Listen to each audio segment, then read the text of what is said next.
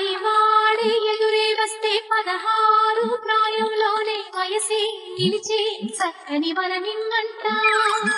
క్షేత్రయ్యే మళ్ళీ పుడితే నా రూపు రేఖలపైనే కాస్తో కూస్తో కవితలు రాసిమ్మంట